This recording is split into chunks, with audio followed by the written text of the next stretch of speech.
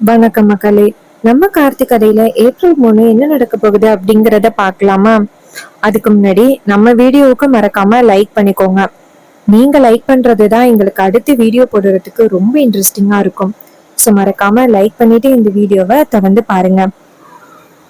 என்ன நடக்குது அப்படின்னு பாத்துக்கிட்டீங்கன்னா, நம்ம ஹீரோ இருக்காருல்ல, எப்படியாவது ரேவதிக்கு பழைய ஞாபகங்கள் வரணும் அப்படின்னு நினைக்கிறாரு.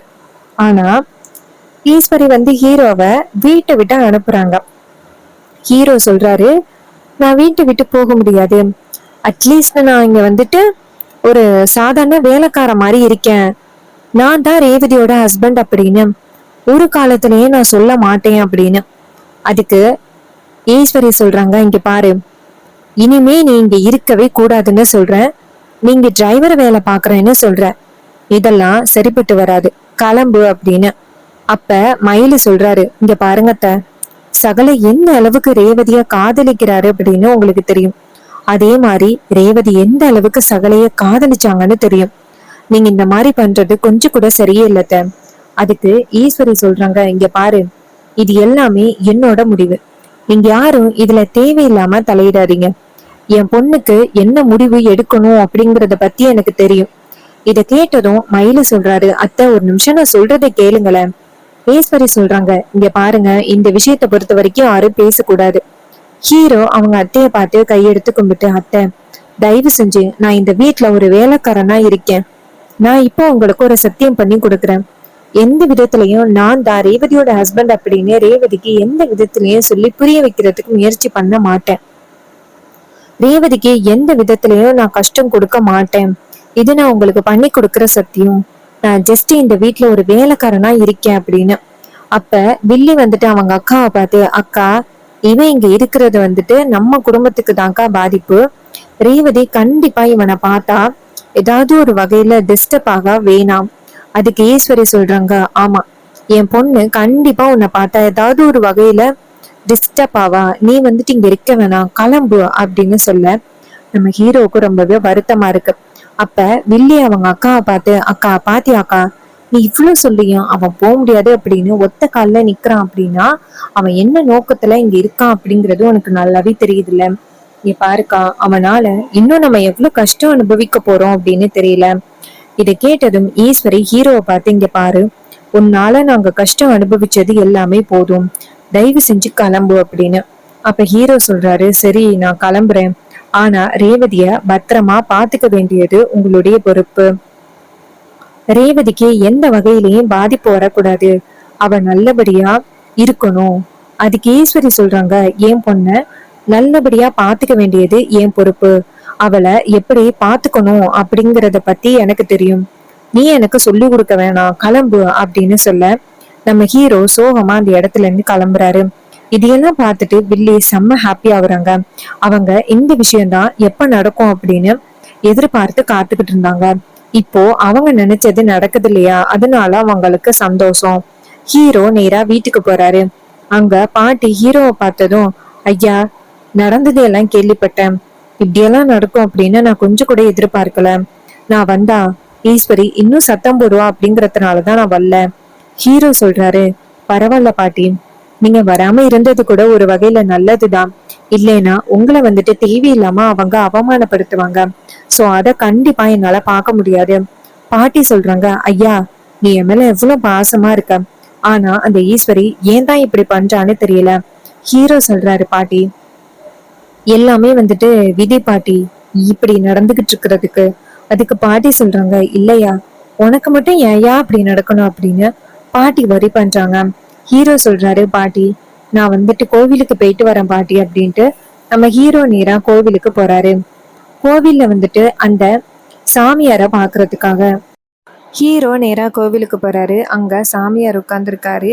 ஹீரோ போயிட்டு சாமியாரை பார்த்து கையெடுத்து கும்பிட சாமியார் ஹீரோவை பார்த்து, வாப்பா, உனக்காக தான் காத்துக்கிட்டு இருந்தேன் அப்படின்னு சொல்றாங்க. அப்ப நம்ம ஹீரோ கேக்குறாரு, இது மாதிரி நீங்க சொல்லியிருந்தீங்க ரேவதிய தனியா அனுப்புறது ஆபத்து அப்படின்னு சொல்லியிருந்தீங்க. நான் ரேவதிய தனியா அனுப்பிட்டேன். இப்ப ரேவதி ரொம்ப பெரிய ஆபத்துல மாட்டிக்கிட்டா. இப்போ என் ஒய்ஃபை அந்த ஆபத்துல இருந்து பாதுகாக்கணும். நீங்க ஏதாவது எனக்கு ஒரு பரிகாரம் சொல்லுங்க. என் ஒய்ஃபுக்கு பழைய ஞாபகங்கள் உடனே வரணும். அவ என் கூட சேர்ந்து சந்தோஷமா வாழணும் அப்படின்னு ஆசைப்பட்டா. ஆனா அவளுக்கு மட்டும் ஏன் இப்படி நடக்கிறது அப்படின்னு தெரியல. நீங்க தான் எப்படியாவது எனக்கு ஒரு சொல்யூஷன் கொடுக்கணும் அப்படின்னு சொல்லி கேட்குறாங்க. இதை கேட்டதும் அவரு சொல்றாரு, இங்க பாரு, எல்லாமே விதிப்படி தான் நடந்துகிட்டு இருக்கு. அந்த விதியை யாராலையுமே மாத்த முடியாது. உன் பொண்டாட்டி உன் கூட சேர்ந்து வாழணும் அப்படின்னு ரொம்ப ஆசைப்பட்டா. ஆனா அந்த கடவுள் உங்க 2 பேருக்கும் வந்துட்டு கொடுத்து வைக்கல. அதுக்கு என்ன பண்றது? இங்க பாரு, நீ கவலைப்படாத. நான் உனக்காக ஒரு பரிகாரம் சொல்றேன். அந்த பரிகாரத்தை நீ செஞ்ச அப்படின்னா கண்டிப்பா உன் பொண்டாட்டிக்கு பழைய ஞாபகங்கள் வரத்துக்கு வாய்ப்பு இருக்கு. இதை கேட்டதும் ஹீரோ சொல்றாரு, ஐயா, நீங்க என்ன பரிகாரம் சொன்னாலும் நான் செய்யறது தயாரா இருக்கேன். என் ஒய்ஃப் நல்லபடியா மறுபடியும் பழைய ஞாபகங்களோட ஏன் கூட ஹாப்பியா சந்தோஷமா இருக்கணும். இதை கேட்டதும் அவரு சொல்றாரு, இங்க பாரு, உன் ஒய்ஃபுக்கு இப்போ ரொம்ப பெரிய கஷ்ட காலம் நடந்துகிட்டு இருக்கு. நீ எப்பவுமே அவளுக்கு துணையா இருக்கணும். அவ நல்லபடியா திரும்பி வரணும் அப்படிங்கிறதுக்காக நீ கோவில்ல தீச்சட்டி எடு. அந்த அம்மன் கிட்ட வேண்டி கேளு. என் ஒய்ஃபை திரும்பி கொண்டு வா அப்படின்னு கேளு. அவ கண்டிப்பா உனக்கு அவ கொண்டு வருவா. இதை கேட்டதும் நம்ம ஹீரோ சொல்றாரு, ஐயா, நான் கண்டிப்பா செய்றேன். என் மனைவிக்கு என்னோட ஞாபகங்கள் வந்தா போதும் அப்படின்னு சொல்ல. இதை கேட்டதும் அவரு சொல்றாரு, நீ கவலைப்படாத.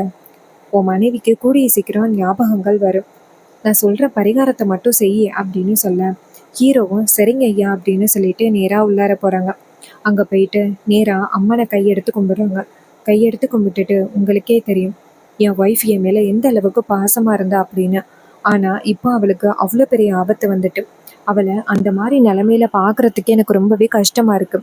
என்னை பார்த்தாலே என்னை யாருன்னே தெரியல அப்படின்னு சொல்றா. டாக்டர் பழைய ஞாபகங்கள் ரேவதிக்கு வந்துச்சுன்னா அதுவே அவளுடைய மூளையில பெரிய பாதிப்பை ஏற்படுத்தும் அப்படின்னு டாக்டர் சொல்றாங்க. அப்படி ஏதாவது பாதிப்பு ஏற்படுத்தி அவளுக்கு ஏதாவது ஆணுச்சு அப்படின்னா கண்டிப்பா என்னால தாங்கிக்கவே முடியாது.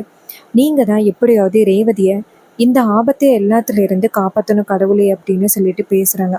இதை கேட்டதும் அங்க உள்ள ஒரு அம்மா நேரா ஹீரோவை பார்த்து, தம்பி, எதுக்கு தம்பி இங்க நிக்கிற? ஹீரோ சொல்றாரு, இது மாதிரி என் ஒய்ஃப் ரொம்ப பெரிய பிரச்சனையில இருக்கா. ஸோ அவளுக்காக நான் பரிகாரம் செய்ய வந்திருக்கேன். அதுக்கு அவங்க சொல்றாங்க, தம்பி, இந்த அம்மன் கிட்ட வேண்டிக்க. இந்த அம்மன் எல்லாருடைய குறைகளையும் தீர்த்து வைப்பா. எல்லாருக்கும் உதவி பண்ணுவா. இதை கேட்டதும் ஹீரோவும் சரி அப்படின்னு சொல்லிட்டு அங்க இருக்கிற தீச்சட்டியை ஏந்த ஆரம்பிக்கிறாங்க. அப்போ அங்க இருக்கிற ஒருத்தர் அதை பார்த்துட்டு, இவரு ஈஸ்வரி அம்மா வீட்டில் உள்ளவங்க தானே, இவர் இங்கே என்ன பண்ணிக்கிட்டு இருக்காரு? இவர் தனியா பரிகாரம் பண்ணிக்கிட்டு இருக்காரு. வீட்டில் உள்ளவங்க யாருமே வரல.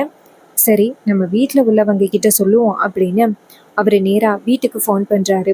அப்போது நம்ம ஈஸ்வரி ஃபோனை அட்டன் பண்ணி யார் பேசுறது அப்படின்னு சொல்ல, அவர் சொல்கிறாரு, அம்மா, நான் கோவில்லேருந்து பேசுகிறேன். உங்கள் மருமக இருக்காருல்ல, சின்ன மருமக, அவர் கோவிலில் தீச்சட்டி எடுத்துக்கிட்டு இருக்காரு. ஏன் அப்படி பண்ணுறாருன்னு தெரியல.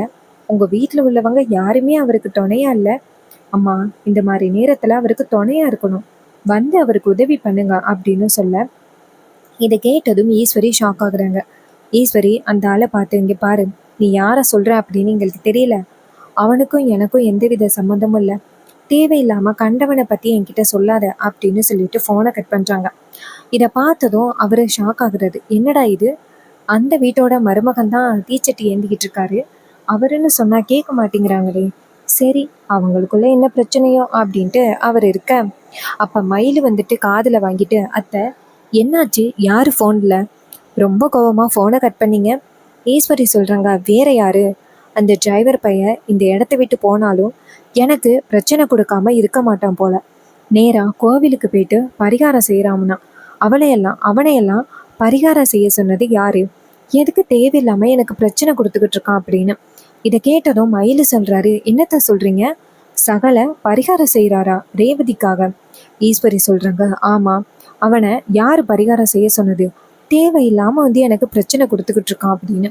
இதை கேட்டதும் மயிலு ரொம்ப அதிர்ச்சி ஆகுறாரு. சகல ரேவதிக்காக பரிகாரம் செய்யறாரு போல. இந்த மாதிரி நேரத்துல அவர் தனியா இருக்காரு, நம்ம போவோம் அப்படின்னு நேரா ராஜா பார்த்து, மாமா, ரேவதிக்காக சகல பரிகாரம் செய்யறாரா, வாங்க நம்ம எல்லாருமே போவோம் அப்படின்னு சொல்லிட்டு எல்லாருமே சேர்ந்து கோவிலுக்கு போறாங்க. அங்க நம்ம ஹீரோ கையில பரிகாரம் செய்யறதுக்காக நின்றுட்டு இருக்காரு. மயிலை நேரா ஹீரோ கிட்ட போயிட்டு, ஏன் சகல, ஒரு வார்த்தை எங்ககிட்ட சொல்லியிருந்தீங்க அப்படின்னா நாங்களும் வந்திருக்கோம்ல, அப்போ ஹீரோ சொல்றாரு, இல்ல இது நான் சாமியார்கிட்ட கேட்டேன். மயிலு சொல்றாரு, சகல ரேவதிக்கு எந்த அளவுக்கு பழைய ஞாபகங்கள் வரணும் அப்படின்னு நீங்க வேண்டீங்களோ அதே மாதிரி நாங்களும் வென்றோம். ரேவதி எப்பவுமே சந்தோஷமா இருக்கணும் அப்படின்னு நாங்க நினைக்கிறோம். ரேவதி உங்க கூட இருந்தா மட்டும்தான் சந்தோஷமா இருப்பா. அதனால உங்களுக்காக நாங்க பரிகாரம் பண்றோம். ரேவதிக்கு சீக்கிரம் ஞாபகத்துக்கு வரணும் அப்படின்னு சொல்லிட்டு அவங்களும் பரிகாரத்தை ஆரம்பிக்கிறாங்க. இதை பார்த்துட்டு நம்ம ஹீரோ சரி அப்படின்னு சொல்லிட்டு எல்லாருமே சேர்ந்து பரிகாரம் செய்கிறாங்க. எல்லாரும் சேர்ந்து பரிகாரம் செஞ்சு முடிக்கிறாங்க. நேராக சாமி கிட்ட போயிட்டு ஹீரோ வேண்டுறாரு, என் ரேவதிக்கு சீக்கிரம் ஞாபகம் வரணும். அப்போ அவள் என் கூட சேர்ந்து சந்தோஷமாக வாழணும் அப்படின்னு ஆசைப்பட்டான். அவள் நினச்சது நடக்கணும். அவள் ஒரு வீட்டில் நானும் அவளும் ரொம்ப ஹாப்பியாக இருக்கணும்னு நினச்சேன். என் கையை பிடிச்சிக்கிட்டு ரொம்ப தூரம் நடந்து போகணும் அப்படின்னு ரொம்ப ஆசைப்பட்டான். அது எல்லாமே சீக்கிரம் நடக்கணும் அப்படின்னா அவளுக்கு சீக்கிரம் ஞாபகங்கள் வரணும் அப்படின்னு அவர் வேண்டாரு. மயிலு என்ன வேண்டாருன்னா, பார்த்தீங்களா சகல எந்த அளவுக்கு வருத்தப்படுறாரு அப்படின்னா, அவர் எந்த அளவுக்கு ரேவதியை காதலிச்சாரு அப்படின்னா இவ்வளோ பெரிய பரிகாரத்தை செய்வார். இவர் இந்த அளவுக்கு கஷ்டப்பட்டுக்கிட்டு இருக்கிறத பார்த்தா இங்கே யாராலுமே தாங்கிக்க முடியலை. அவர் நல்லபடியாக இந்த பரிகாரத்தை செஞ்சு முடிக்கணும். அவருக்கு சீக்கிரம் ரேவதி கிடைக்கணும். ரேவதிக்கு பழைய ஞாபகங்கள் வரணும். அத்தை தேவையில்லாமல் இவங்க 2 பேரையுமே பிரிக்க பார்க்குறாங்க. அத்தையோட மனசை மாற்றி இவங்க 2 பேரையுமே ஒன்று சேர்த்து வை கடவுளே அப்படின்னு சொல்லிட்டு அவர் வேண்டாரு. இன்னொரு பக்கம் நம்ம ராஜா வேண்டாரு என்னன்னா, என் ரேவதியை என் பொண்ணை நல்லபடியாக பார்த்துக்கிறது அப்படின்னா அது கண்டிப்பாக மாப்பிள்ளையால் மட்டும்தான் முடியும். வேற யாரும் என் பொண்ணை நல்லபடியாக பார்த்துக்க முடியாது. என் மாப்பிள்ளை சீக்கிரம் ரேவதி கூட ஒன்று சேரணும். என் பொண்டாட்டி பேச்சை சுத்தமாக கேட்கவே மாட்டேங்கிறா. அவள் இஷ்டத்துக்கு என்னென்னமோ முடிவு எடுக்கிறா. அவள் முடிவு எடுக்கிறதையெல்லாம் பார்த்தா எனக்கு ரொம்ப பயமாக இருக்கு. நீங்கள் தான் எப்படியாவது என் பொண்ணை நல்லபடியாக வாழ்கிறதுக்கு சீக்கிரம் ரேவதிக்கு பழைய ஞாபகங்களை திரும்ப கொண்டு வரணும் அப்படின்னு எல்லாருமே சேர்ந்து சாமி கும்பிட்றாங்க. பரிகாரம் முடிஞ்சதோட நிற்கிறாங்க. மயிலு ஹீரோ சோகமாக இருக்கிறத பார்த்துட்டு மயிலு சொல்கிறாரு, சகல என்னை வருத்தப்படுறீங்களா? நீங்கள் வருத்தப்படாதீங்க சகல. ரேவதி உங்கள் மேலே அவ்வளோ பிரியத்தோட இருக்கா. அவளுடைய ஒரு அடி மனசில் கண்டிப்பாக நீங்கள் இருக்கீங்க. அவளுக்கு சீக்கிரம் திடீர்னு நீங்கள் ஞாபகம் வருவீங்க. கண்டிப்பாக உங்களோட காதலும் அவளுக்கு ஞாபகம் வரும். அவள் எந்த அளவுக்கு உங்கள் மேலே பிரியமாக இருந்தா அப்படின்னு எல்லாருக்குமே தெரியும். சீக்கிரம் ஞாபகத்துக்கு கொண்டுட்டு உங்கள் கூட சேர்ந்து ஹாப்பியாக வாழ்வா. அந்த கடவுள் உங்களுக்கு ஒரு நல்ல வாய்ப்பை கொடுப்பாரு அப்படின்னு. இது கேட்டதும் நம்ம ஹீரோவும் சரி அப்படிங்கிறாரு. அப்போ ராஜா சொல்கிறாரு, சரி நம்ம இங்கே வந்திருக்கிறது அந்த ஈஸ்வரிக்கு தெரியாது. அவளுக்கு தெரிஞ்சிச்சு அப்படின்னா இன்னுமே கோவப்படுவா. ஸோ நம்ம எல்லாரும் சேர்ந்து வீட்டுக்கு போகலாம். மாப்பிள்ள நீங்கள் அம்மா வீட்டில் தானே தங்கியிருக்கீங்க? ஹீரோ சொல்கிறாரு, ஆமாம் பாட்டி வீட்டில் தான் தங்கியிருக்கேன். என்னை பற்றி நீங்கள் யாரும் கவலைப்பட வேண்டாம். ஸோ நான் நல்லா தான் இருக்கேன். இதை கேட்டதும் நம்ம ராஜாவும் சரிங்க மாப்பிள்ள நாங்கள் எல்லாரும் ஒரு நாள் அங்கே வரோம் அப்படின்னு சொல்ல, ஹீரோ அவங்கள பார்த்து ரேவதியை பத்திரமா பார்த்துக்கிடுங்க. ரேவதிக்கு எந்தவித பிரச்சனையும் வரக்கூடாது. கண்டிப்பாக அந்த சந்திரா ஏதாவது ஒரு வகையில் முயற்சி பண்ணுவாங்க. ஸோ அவங்களால எந்தவித பாதிப்பும் வரக்கூடாது. நீங்கள் தான் அவங்கள பத்திரமா பார்த்துக்கணும். இதை கேட்டதும் அவர் சொல்கிறாரு, சரிங்க மாப்பிள்ள நாங்கள் பத்திரமா பார்த்துக்குறோம், இங்கே கவலைப்படாதீங்க அப்படின்னு சொல்ல, ஹீரோவும் சரி அப்படின்னு சொல்கிறாரு. ஸோ இந்த கதை உங்களுக்கு பிடிச்சிருந்துச்சுன்னா வீடியோவுக்கு மறக்காம லைக் பண்ணிக்கோங்க. நீங்க லைக் பண்றது தான் எங்களுக்கு அடுத்த வீடியோ போடுறதுக்கு ரொம்ப இன்ட்ரெஸ்டிங்கா இருக்கும். ஸோ மறக்காம லைக் பண்ணிட்டு இந்த வீடியோவை தொடர்ந்து பாருங்க. நம்ம கிட்ட ஹேர் கிளிப்ஸ் அண்ட் அக்சசரிஸ் எல்லாம் அவைலபிளா இருக்கு அப்படின்னு உங்களுக்கு நல்லாவே தெரியும். பிக் சைஸ் ஃப்ளவர் கிளிப்ல டிஃப்ரெண்ட் கலர்ஸ் அண்ட் டிஃப்ரெண்ட் டிசைன்ஸ்ல நம்ம கிட்ட அவைலபிளா இருக்கு. இந்த பிக் சைஸ் ஃப்ளவர் கிளிப்ஸ் எல்லாமே ஹேர்ல வியர் பண்ணும் பொழுது ரொம்ப கியூட்டா இருக்கும், ரொம்ப சூப்பரா இருக்கும். ஸோ வேணும் அப்படின்னா நீங்க ஆர்டர் பிளேஸ் பண்ணலாம். எப்படி ஆர்டர் பிளேஸ் பண்றது அப்படின்னா கமெண்ட்ல ஹாய் அப்படின்னு மெசேஜ் பண்ணுங்க. இந்த ப்ராடக்ட்டை எப்படி பை பண்றது அப்படிங்கறத பத்தி உங்ககிட்ட நான் சொல்லுவேன். இது எல்லாமே இப்போ ஆஃபர்ல போயிட்டு இருக்கு. ஸ்க்ரன்ச்சஸ் எல்லாமே ஜஸ்ட் 5 rupeesக்கு நம்ம இப்போ கொடுத்துக்கிட்டு இருக்கோம். இது இந்த எண்டிங் சேல் ஆஃபருங்க. ஸோ மிஸ் பண்ணாதீங்க. கமெண்ட்ல ஹாய் அப்படின்னு மெசேஜ் பண்ணி பர்ச்சேஸ் பண்ணுங்க.